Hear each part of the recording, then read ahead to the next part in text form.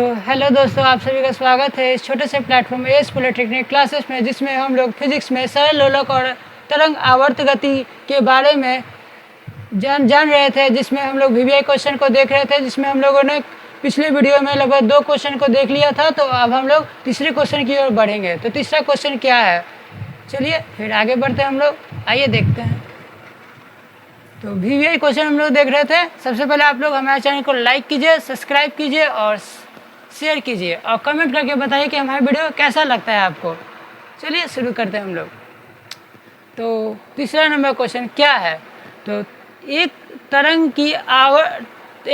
की आवृत्ति 120 हर्ट्ज है। यदि तरंग की चाल 480 मीटर पर सेकेंड हो तो तरंग की तरंग दैर्घ्य क्या होगी। तो बताइए आप लोग क्या होगी, कैलकुलेट करके कमेंट बॉक्स में उत्तर दीजिएगा। तो चलिए आइए हम लोग देखते हैं कि आखिर क्या होगी। 2 मीटर, 4 मीटर, 3 मीटर या 8 मीटर। तो चलिए इसका नोट पॉइंट है, नोट पॉइंट पहले नोट कर लेते हैं, उसके बाद फिर बताते हैं आखिर क्या है क्या नहीं। चलिए, तरंग दैर्घ्य जिसको लैम्डा से सूचित किया जाता है। पिछले क्लास में मैंने फर्स्ट क्वेश्चन में आपको बताया था ना, तरंग दैर्घ्य चाल और आवृत्ति के बारे में। उसी तरह से ये भी क्वेश्चन बनेगा। ये न्यूमेरिकल है, वो सिंपल था। आइए जानते हैं। तरंग दैर्घ्य को हम लोग लैम्डा से सूचित करते हैं और चाल को हम लोग भी से सूचित करते हैं और आवृत्ति को हम लोग एन से सूचित करते हैं, यानी कि लैम्डा बराबर भी बटा एन। तो आइए देखते हैं इसमें क्या है।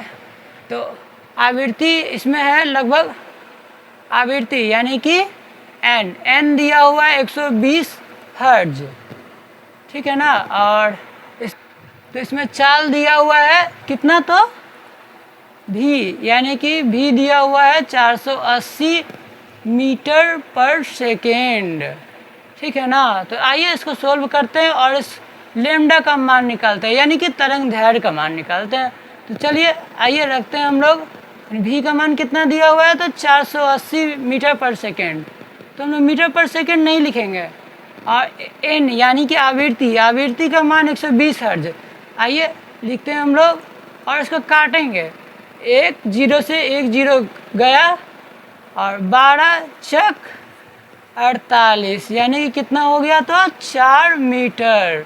इसका आंसर होगा 4 मीटर। और चलिए कुछ नोट पॉइंट और जान लेते हैं। तो आइए यहाँ देखते हैं हम लोग।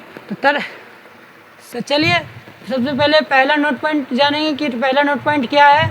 तो सबसे अधिक तरंग दैर्घ्य किसका होता है, तो रेडियो तरंग का होता है। और उसका उल्टा यानी आवृत्ति तरंग दैर्घ्य का उल्टा होता है।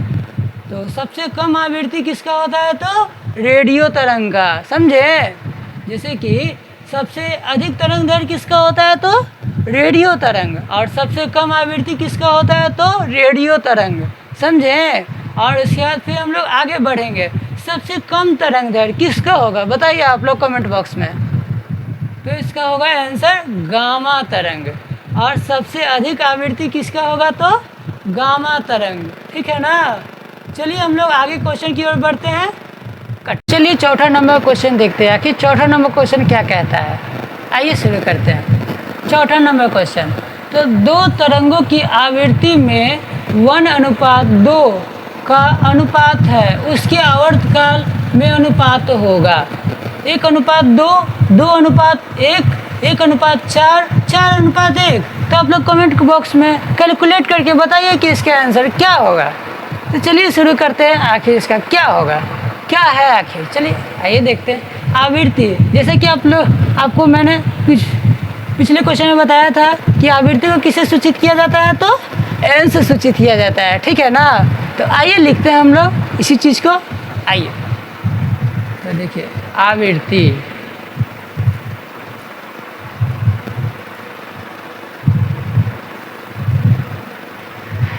को किससे सूचित कर देंगे, तो हम लोग एन से, ठीक है ना। और उसके बाद फिर हम लोग क्या देखेंगे, इसमें क्या निकलना है, तो आवर्तकाल। अब आप सोचेंगे आवर्तकाल क्या होता है। तो देखिए, आवर्तकाल को हम लोग पता है कैसे सूचित करते हैं। हम लोग सूचित करते हैं इसको, तो इसको सूचित करते हैं हम लोग जाके टी से। ये मत सोचेंगे कि ये टी से तापमान भी होता है और कैपिटल टी से आवर्तकाल भी होता है, ठीक है ना। टी यानी कि टाइम भी होता है, ऐसी बात नहीं है, आवर्तकाल को ही टाइम कहा जाता है, ठीक है ना। तो आइए इसका सूत्र देखते हैं, आखिर क्या इसका सूत्र कहता है। तो चलिए, तो इसका हम लोग सूत्र लिखते हैं। तो सूत्र क्या कहता है?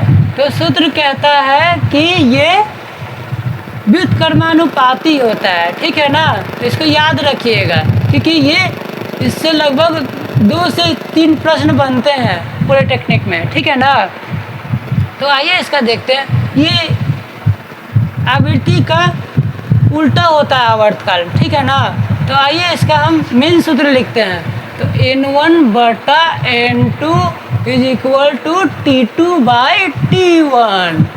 तो आइए हम लोग N1 और N2 का मान कितना दिया हुआ है? तो 1:2, यानी कि 1/2, ठीक है ना। T2 का मान कितना दिया हुआ है? तो 2 है ना, 2:1, यानी कि T1/T2 इज इक्वल टू 2:1। तो देखिए इसका मान निकल गया है, तो यही होगा आंसर, ठीक है ना। तो बी होगा आंसर। चलिए अब हम लोग 5वें क्वेश्चन की ओर बढ़ते हैं। हम लोग देखते हैं 5वें नंबर क्वेश्चन कहता है। अच्छा, आखिर 5वां नंबर क्वेश्चन क्या कहता है? चलिए, निम्न में से विद्युत चुम्बकीय तरंग नहीं है। रेडियो तरंग, प्रश्रव्य तरंग, प्रकाश तरंग, गामा तरंग। तो क्या होगा? कमेंट बॉक्स में आप लोग उत्तर दीजिए। इसका ऐसे हम आंसर दे रहे हैं। तो क्या होगा? तो रेडियो तरंग, जैसे कि आपको मैंने पिछले क्वेश्चन में बताया था कि रेडियो तरंग का तरंग दैर्घ्य ज़्यादा होता है और आवृत्ति कम होता है। और गामा